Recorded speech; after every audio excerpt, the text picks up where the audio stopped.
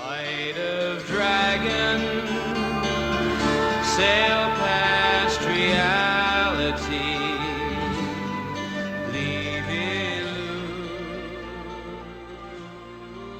Hello everybody and welcome back to Off the Shelf Reviews. This week we've got the 1982 classic, The Flight of Dragons.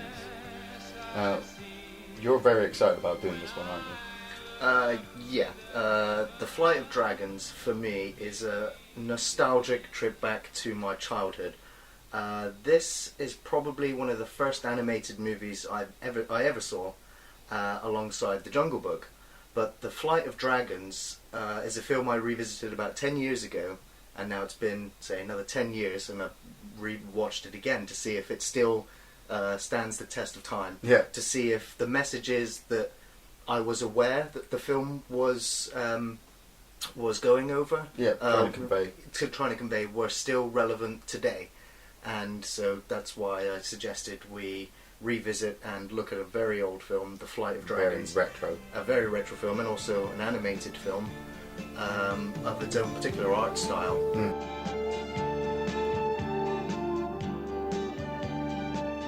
So the story is that in this magical world that is several centuries, but it seems to be our world, but a time before science. Yeah. So literally the most scientific advancement that man has at this time is a wheel, A water wheel, and but because man's logic is starting to prevail, and they're starting to make, the technology is starting to form, the world of magic is slowly diminishing. Yeah. Disappear, say I!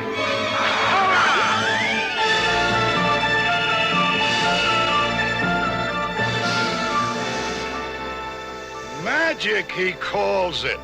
My little boy could do better. So the four wizards come together and have a crisis gathering to decide that basically they want to remove the world of magic from the world of man and logic and hide in a cloud of invisibility. Just run up and hide somewhere. So the three wizards, agree to do this, but then you have Omadon, who is the red wizard. Yeah. And he is representative of all things dark. Finally, high and low He is three evil. tower, my last brother, Omadon, the Red Wizard, Lord of the Devil's domain, seducer of darkness, master of that heartless magic the world calls black.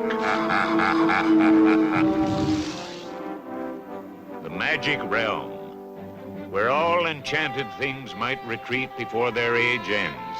If we consolidate our powers, there will be enough magic left to create such a place, sealed off from the rest of the world by the mists of invisibility. You would defeat science and logic with a foolish retirement village? Yeah, but that's the fantasy element of it. You had to have something evil for Peter, the main hero, to come up against. Okay. And obviously the story of Peter, he's a descendant of one of the great knights of this time. The 777th descendant of the great Peter. Who was the one who taught dragons how to speak. And, yeah. You get told this by a talking tree, so you kind of just got to go with it. But the Green Wizard Cornelius, he goes forward in time and takes Peter back to that time zone to fight Omadon. And Peter is a man of science. Yeah, because that's what he was raised with. But he's a man of science that has imagination, which he is told is the greatest magic of them all. Am I dreaming all this? Am I on the game board or in reality? Perhaps somewhere in between. Imagination is the most potent of all magic. Look, And another of your the heart of the creations film comes as well. alive. It's to say that none of this would even exist without imagination. Yeah. So, and it's a spark to kind of fuel those ideas. But at least it brings science to the magic, especially with dragons. Yeah. So they even go into, the science of how a dragon maintains its flight, how its digestive system works in order to create its buoyancy so that it can fly and float. And That's the brilliance I find of this film, is that, you have your dragons in other films. You've got your Rain of Fire, you've got your Pete's dragon, and you're just supposed to take that. You've got this big reptile, breathes fire. We have no evidence to prove that, but obviously this film tries to, use science to explain the magic behind these enchanted creatures. That's the battle between the magic and the science, whereas they were like, oh, it's just magic. Which is probably what they thought in the olden days as well. It's just like, oh, all this stuff is just magic. Whereas you can explain it with science, and that's where they're showing that science is this... It's almost like the most powerful magic, if you think of it that way. It can explain everything without needing to have this disguise of it shows magic as illusion. But I wonder why it comes out as fire. Because we're dragons, and dragons breathe fire. Yes, but what makes the ignition? The Thor thimble, fool. Yes, it feels like a thimble. Ow, ow! Electricity.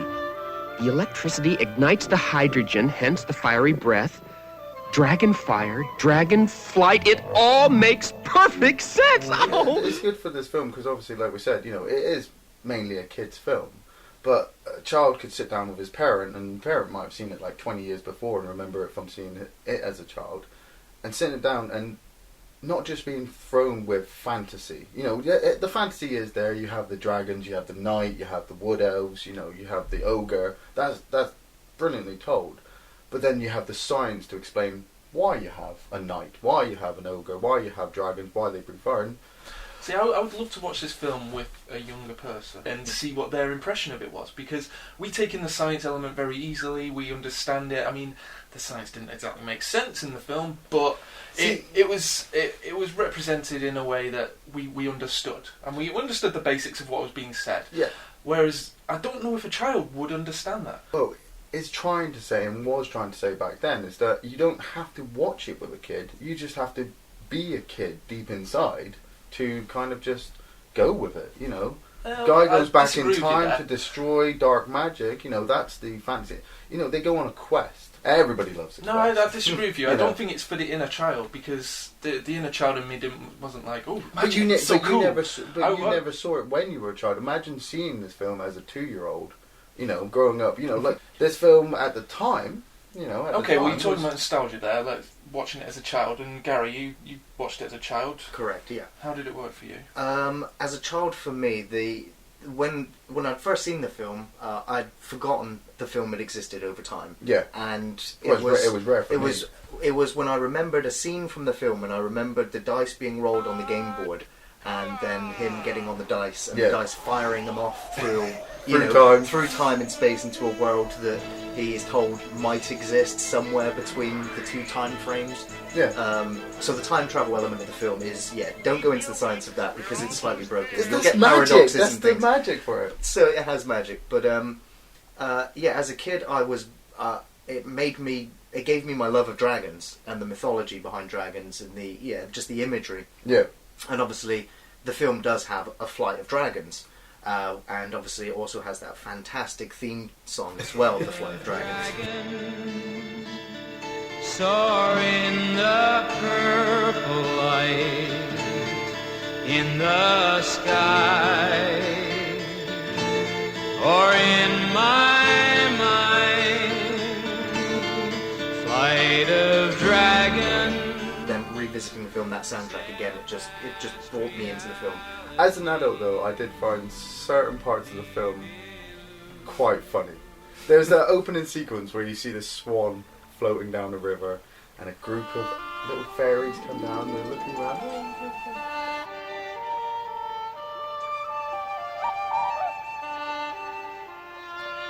And then the swan sees the wheel on the mill and is like, oh my god, I'm gonna die! Oh god, I'm dead!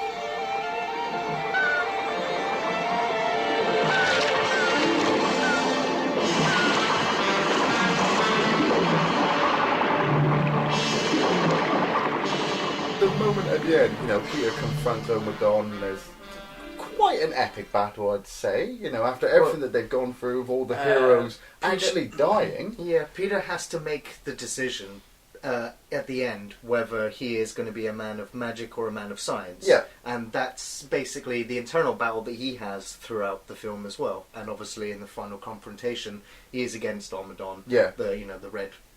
The Red Wizard, and it's hit the battle of science versus the battle of magic. Yeah. And it's basically, I mean, it plays out quite simplistically, but the idea behind the battle is what the movie is about. Yeah. So it is a good confrontation, and I really like the resolution afterwards as well. I guess logic is stronger than magic. Stronger than my magic? Lo! I am the world, and the world is Omadon. It's trying to convey a lot of messages as a child you probably wouldn't understand of the world around you, which is a good thing. Like you said, you like to watch it with a child, and sounds bad when you say it out loud, John, but you know, like you said, the child might not understand it and just see, you know, cartoon, not so great cartoon imagery compared to nowadays, you know, but at the same time the child might actually sit down and go, oh, I want to play Dungeons and Dragons now, the board game. I want to use my imagination to write a story and create a film, which is the main point of this film, I feel.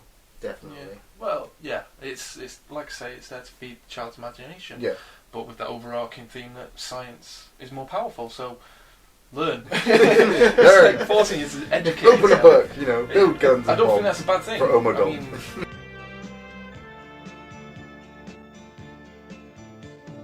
I think my favourite scene of the film now is it's the scene when the four wizards come together to discuss the crisis that's happening around them. Yeah. That's obviously the point that then triggers the story of the film, but it's how all four different thoughts basically of how they should live and how the world of magic should try to survive the age of science. Yeah, yeah. And it's Omadon's explanation to them as to why he's not just simply saying no. Yeah. It's why he's you know, it's that dark side. I will not retire to this fool's paradise. I have weapons you would not dare use. Fear rules men. By summoning all the dark powers, I will infest the spirit of man so that he uses his science and logic to destroy himself. And it's, you know, he's basically overshadowing the events which befall us today, with the wars, with and the with wars. famine, and with the fact that science is taking us ever closer to annihilation. Yeah. And so yeah. it's almost like his presence is still felt in our world now. Yes. But yes. then, of course, you still have, you know, the other three wizards who, you know, build to go on this quest Hidden to in their constantly little stop it. So it invisible is that world. eternal struggle of good and evil, and how it's explained there. I really think that scene captured that very well. Yeah. my favourite scene was the unintentionally hilarious finale battle between Peter and Omadon. The final battle. I from the very beginning of it to the very end of that battle, I was laughing. It was just so retro and ridiculously funny. It was unintentional, but still. You expected him to walk up and chop his head off? I don't know what I expected. It was a very strange confrontation, but yeah, it was hilarious for me, and that's why I enjoyed it so much. See, my favourite scenes, I think, any scene that actually involved Smeargle, the oldest dragon. You know, his battle sequence against the Elder. Oh, you can keep your helms deep. You can keep your battle minister, you know, Terminator fights.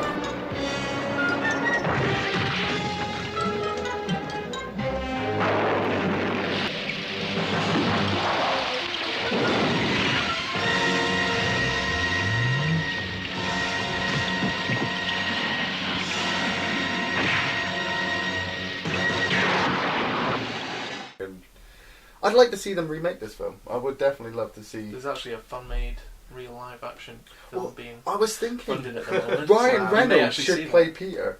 Ryan Reynolds would play a great Peter. Seriously, yeah. He doesn't Why look were you thinking of intelligent. Ryan I don't Reynolds? know. I looked at Peter and I was just like, you know, who play a good Peter in live action? Ryan Reynolds. And then, you know, but this is it. You know, Disney and Pixar. If you're watching and you needed a good idea for a film, Flight of Dragons is definitely worthy of a remake, and maybe even take it to newer animated style. Yeah, maybe. This Not film, people, though, isn't it? I wouldn't really recommend it unless you've already seen it. It's probably really good for nostalgia values, but I just think it doesn't bring anything new to the table. It's just another animated kids film. But that's the brilliance of it. quite I totally. That's the brilliance. That's the brilliance of it. I totally recommend film. this film. You know, because if you have a child or you're going to babysit a small child and you're just like, oh, I don't want to watch Cars again. I know how Aladdin ends. Oh, let's get Flight of Dragons. Let's sit the kid down and just let him get hypnotised by that opening tune.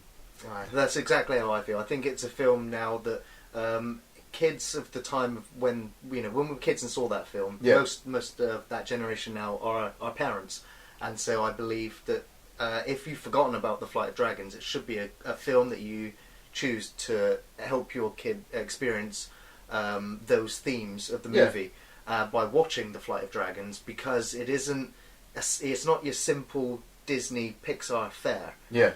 Not a criticism to all of Pixar and Disney, they make some fantastic films still today, but a lot of their films are quite bland of some of these thematics and themes that I think the Flight of Dragons explores. And I think it's a film that shouldn't be lost in time either. It's a film that should it should be remade possibly, just because the visuals of the film can be fantastic, and I'd love to see it redone. I highly recommend watching it just as a piece of film history as well. Of a time when there wasn't that many other animated films of its kind, save from maybe the Lord of the Rings animated movie. Yeah. And obviously the other famous Disney films of the time.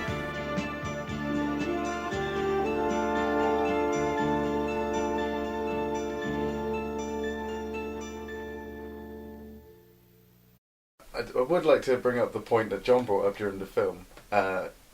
Sir Wilson Smythe, Sir Aureus? Sir Aureus, his drunkenness in the inn. Yeah. Yeah, I would like to explain that to a child. That's not magic or science. That's just him pissed.